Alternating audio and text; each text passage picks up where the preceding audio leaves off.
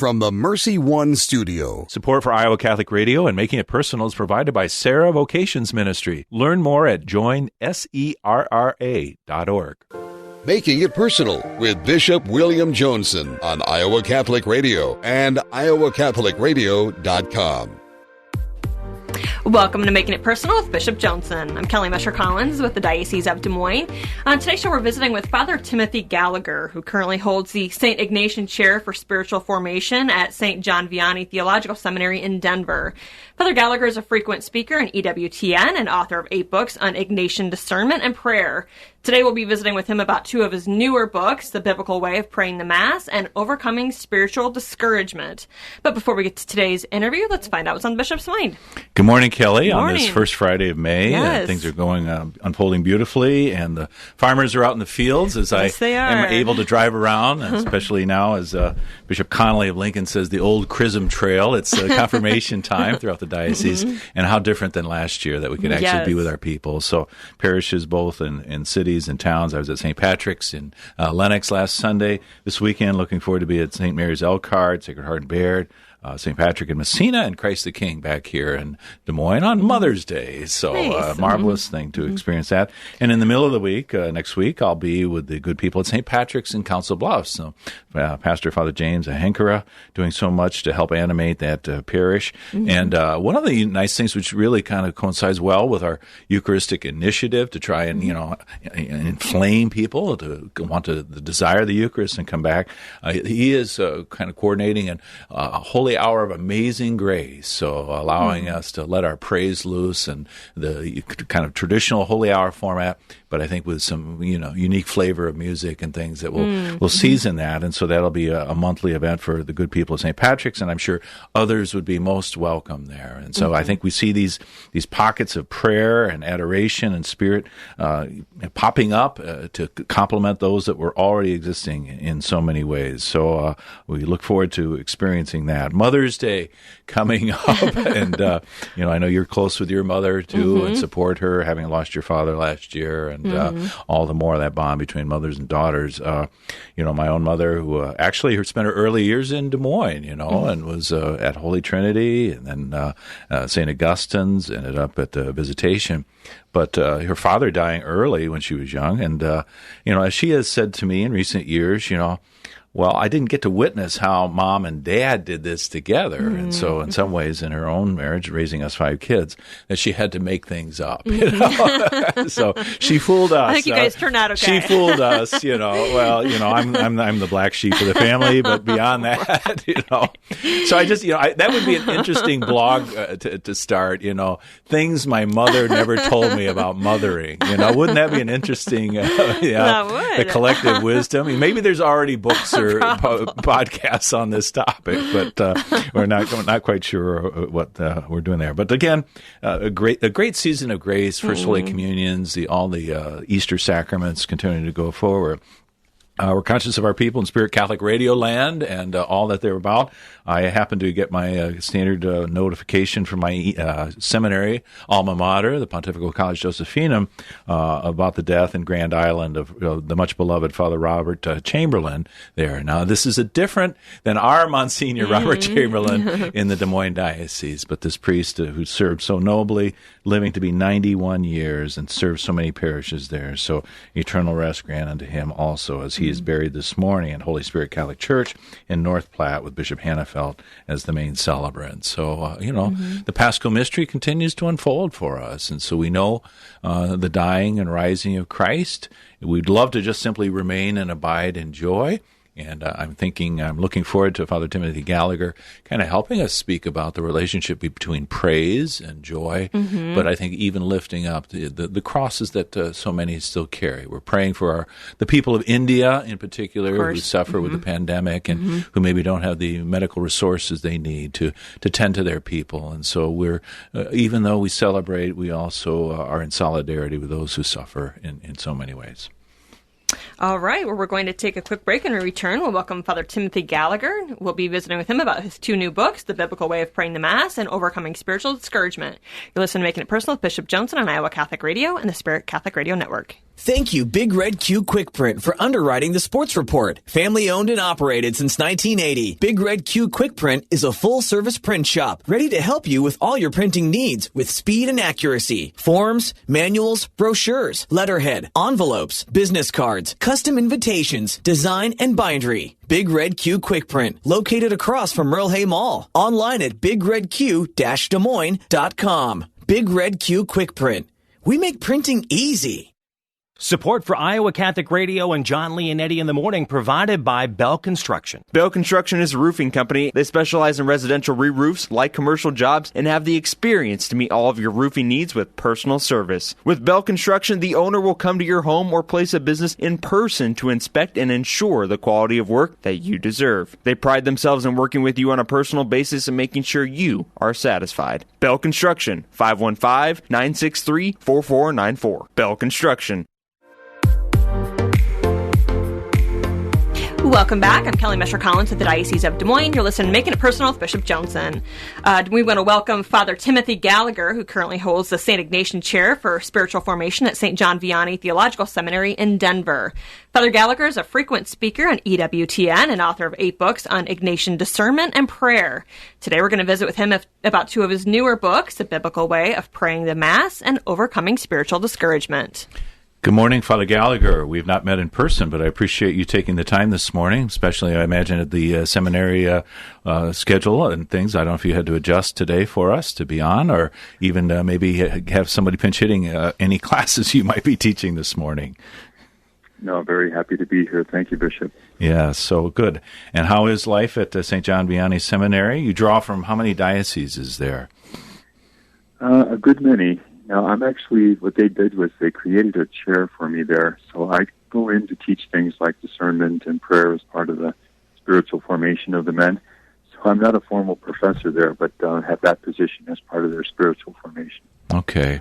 Well, with your portfolio, I think I'm sure you were that was quite a coup to have you be able to come and join and build up that seminary community in so many ways. You know, as I just reflected and read your book, Biblical Way of Praying the Mass, which is our focus this morning, the Eucharistic Wisdom of Venerable Bruno Lanteri, a figure I had not known, but just kind of noting your some of your anecdotes about your own formation and how your own Eucharistic faith was kindled.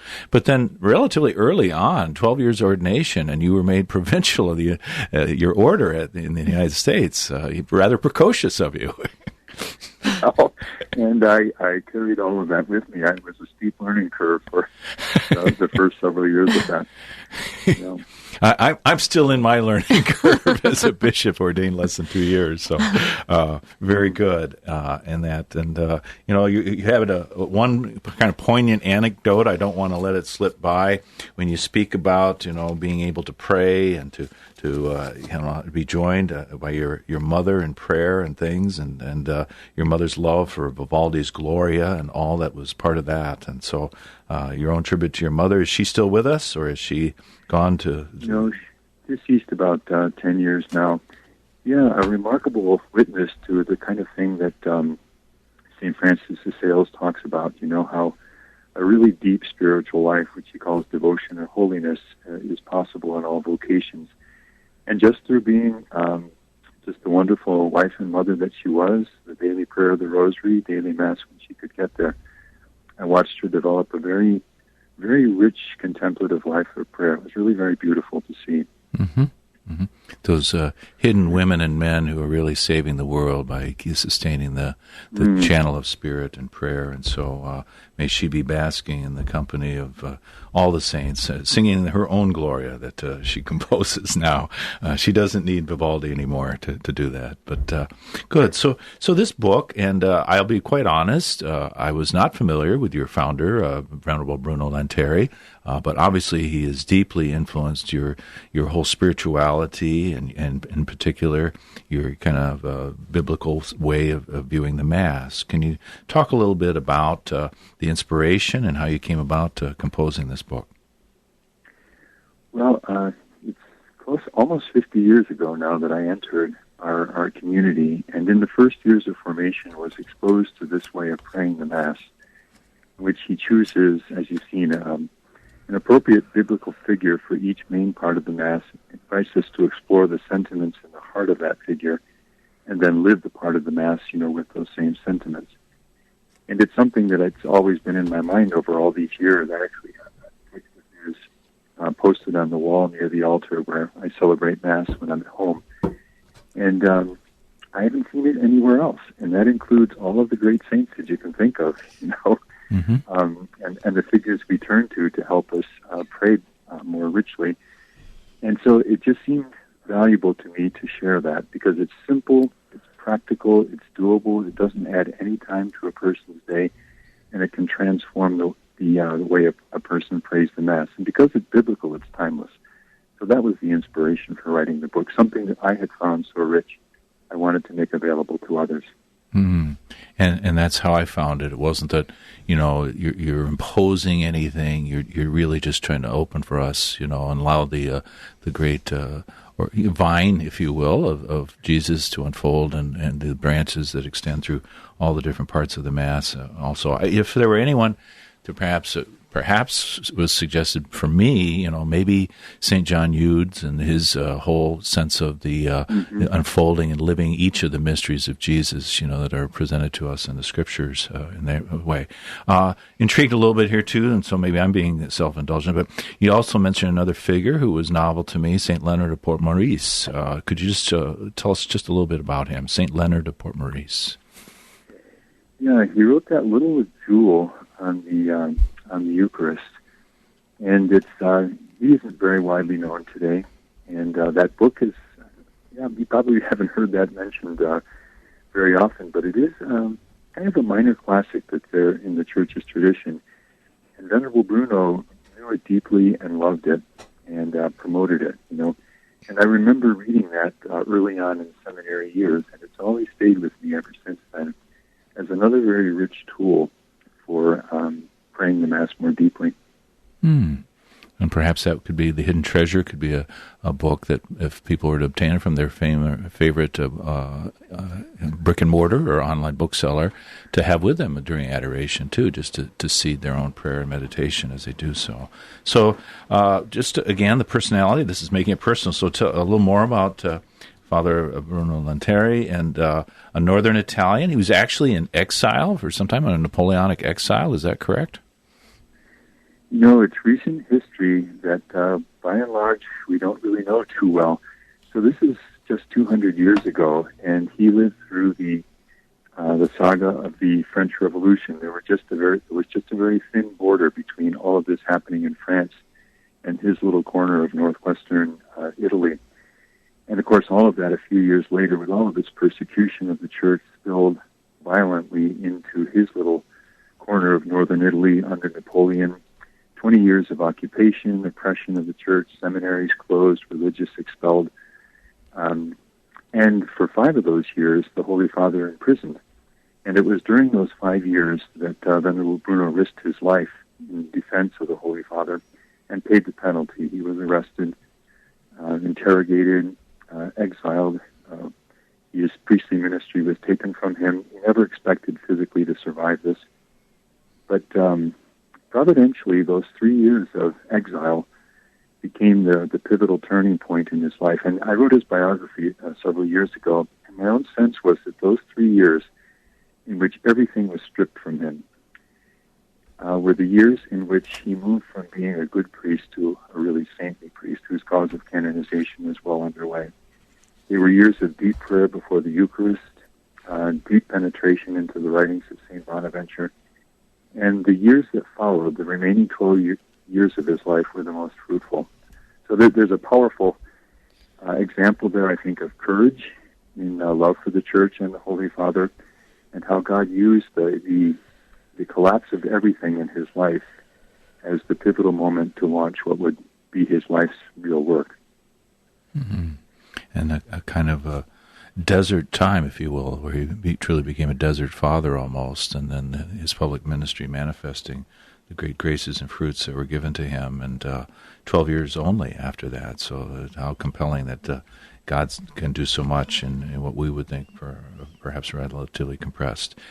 Maybe as we now turn to kind of the themes of the chapters and things, central to all of this is this notion, which as Catholics, obviously, and even on a First Friday when we think about the Sacred Heart of Jesus, but the heart for each of us, and how the Greeks and others really didn't center on the heart. They certainly would reflect on the affections, but here we're talking about something much more. We're talking about really the center of our being, our identity.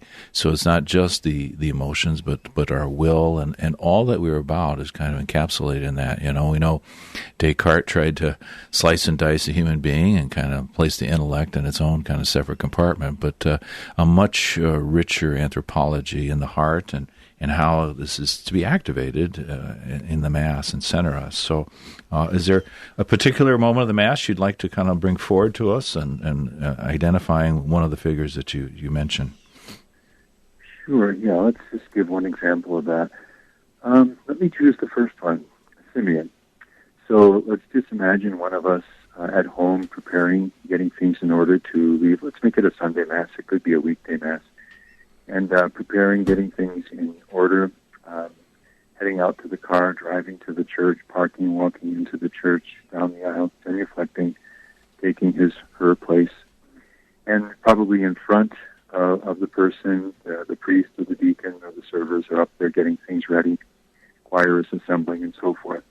Now, how do we live that moment? And as you say, live it from the heart, that deep center. Is all of that just the physical necessity of getting ourselves to church, or is there a spiritual significance and a way of living that which will not add time to it, but will transform it into something that will leave us ready for the Mass when it begins? And Venerable Bruno's proposal is that we enter into the heart of Simeon on that day when he rises, senses in the Spirit that this is the longed-for day, that the Christ of the Lord will be in the temple. And we watch him walk through the streets, each step taking him closer, and then entering the temple, and then finally that joy-filled encounter. What sentiment filled his heart as he was doing this? The thrill of anticipation, the lively faith, the longing, the sense of something powerful, and the encounter with the Lord that awaits him. And Venerable Bruno says, ask for those same sentiments as you are preparing, going to church, entering, and in the moments before the Mass begins. As I say, it doesn't add anything, but what it does is it, in a simple, intuitive focus, it fixes the heart in the mystery. It prepares us to pray the Mass with the heart. Now, if we do that in a way corresponding to each of the principal parts of the Mass, I think you can see how the Mass can be transformed.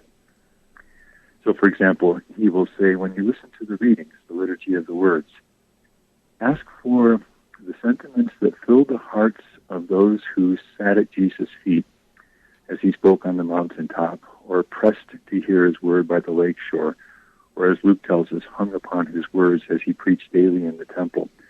The sense of something new, invigorating, fresh, life-changing, something powerful that stirs a whole new sense of closeness to God and hope and desire for communion with the Lord, that filled their hearts as they listened to Jesus. Ask for that as you listen to the readings, because that's theologically true.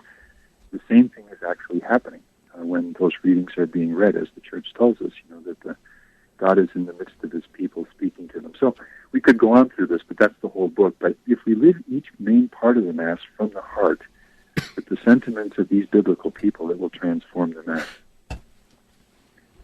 Oh, that's powerful, and I think as I was reading your chapters and as it unfolded, this isn't adding some kind of programmatic method that's going to kind of weigh us down and get us trapped in our heads throughout all this. I think, as you were saying, it's liberating the affective sentiments, but that perhaps we're not going so diligently trudging through each thing, but that this becomes a habit of being that just kind of flows and maybe accented in any particular Mass with whom you're identifying. Pope Francis speaks about the church of accompaniment, and this pilgrimage that starts, when we leave our homes to go to the Mass, and as you say, entering the temple of Melchizedek or in any different way. But have you found that this is just you don't have to be very intentional as you do this anymore. It's just like these are God's holy ones with you in this very natural and friendly way.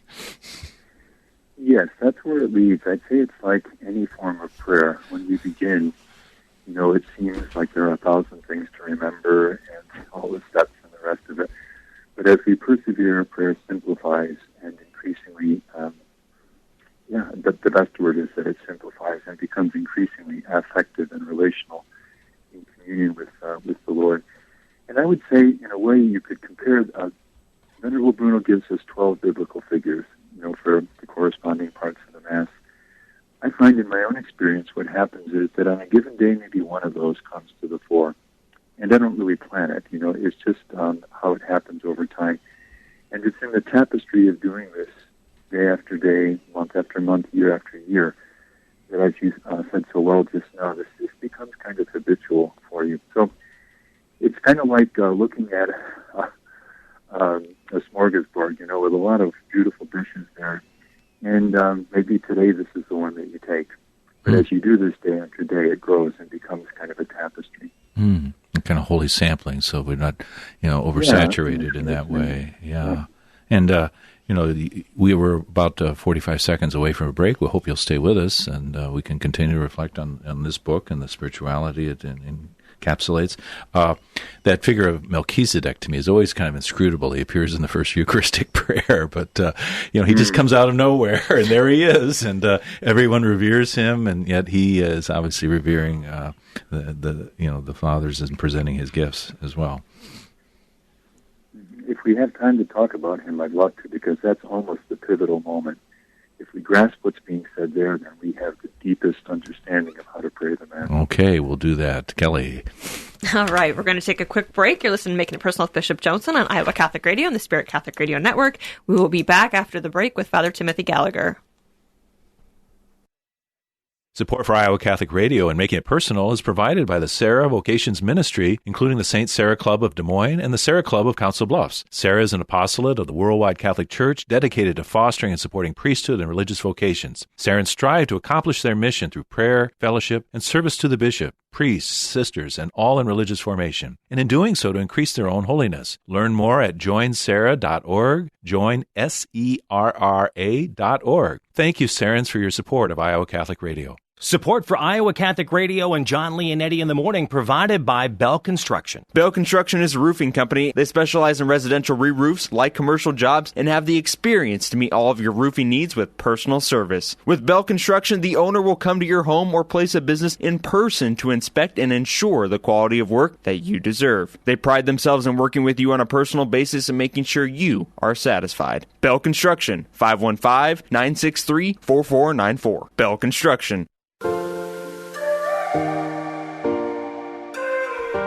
And we're back with Making It Personal with Bishop Joensen. We're here with Father Timothy Gallagher to talk about his book, The Biblical Way of Praying the Mass. Thank you, Father Gallagher, for remaining with us. We left off with Melchizedek, and that seemed to kind of touch a beautiful chord with you. So please talk about why that's such a pivotal moment.